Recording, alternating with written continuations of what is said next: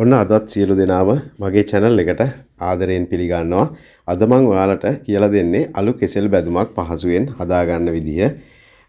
බත් මුරට උනත් ගැලපෙනවා. අලු කෙසෙල් හදන තවත් රස විදියක් අපි එහෙනම් බලමු මේ රසවත් කෑම හදාගන්නේ කොහොමද කියලා. ඉතින් මම මුලින්ම මෙතෙන්ට අරගෙන තියෙනවා අලු කෙසෙල් ග්‍රෑම් 400ක ප්‍රමාණයක් මෙන්න මේ වගේ පෙති අතට කපාගෙන. මම මෙතෙන්ට එකතු කරගන්නවා වතුර අඩු කෝප්ප 2ක ප්‍රමාණයක්, ඒ වගේම දෙහි ඇඹුල් තේ හැඳි එකහමාරක ප්‍රමාණයකුත්. තව කහ කුඩු තේ හැඳක ප්‍රමාණයක් මම මෙතෙන්ට එකතු කරගන්නවා. ඉතින් මම මේ ටික එකතු කරගත්තේ මේ අලු කෙසෙල් වල කහට ගතිය මතුවෙන නිසා. දැන් මම මේ ටික බැද ගන්න හදන්නේ. මෙතෙන්ට පොල් තෙල් අඩු කෝප්ප 2ක ප්‍රමාණයක් මම මෙතෙන්ට එකතු කරගන්නවා. හොඳින් තෙල් ටික රත් වෙන්න අර ගන්නට ඕනේ. ඉතින් ඔයාලට මගේ වීඩියෝ බලන්නට පුළුවන් සෑම සතියේ දිනකම සිකුරාදා හවස 6ට අනිවාර්යයෙන්ම ඔයාලට මේ වගේ තවත් වීඩියෝ බලා ගන්නට පුළුවන්. දැන් මම ගැඹුරු තෙලේ මේ ටික බැද ගන්නවා. ඉතින් විනාඩි 3ක විතර කාලයක් අපිට මේ ටික ගැඹුරු තෙලේ බැදගත්තා නම් හොඳටම ප්‍රමාණවත් වෙනවා. ඔන්න විනාඩි 3ක කාලයකට පස්සේ මම මේ ටික තෙල් එකෙන් අයින් කරගන්නවා.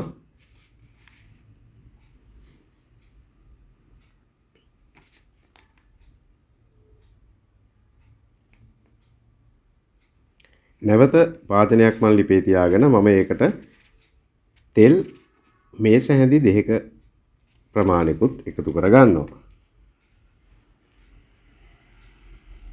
හොඳින් තෙල් ටික රත් වෙන්න අරිනවා.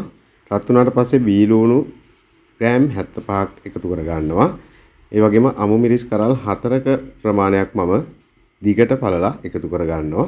කරපිංචා ස්වල්පයක්, ඒ වගේම ක්‍රම්ප ස්වල්පෙකුත් එකතු කරගන්නවා.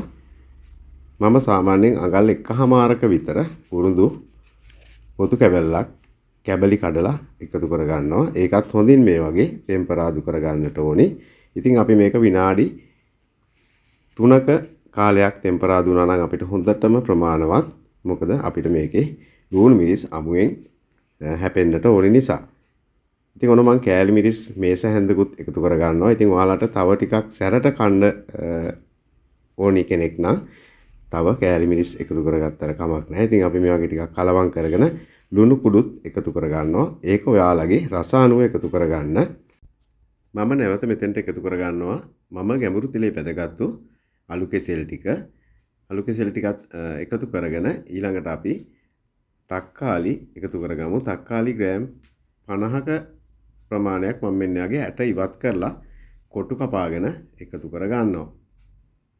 එකතු කරගෙන හොඳින් කලවම් කරගන්නට ඕනි මේක. දැන් අපේ රසවත් අලු කෙසෙල් එක ලෑස්ති. ඉතින් මේක හරිම රසයි.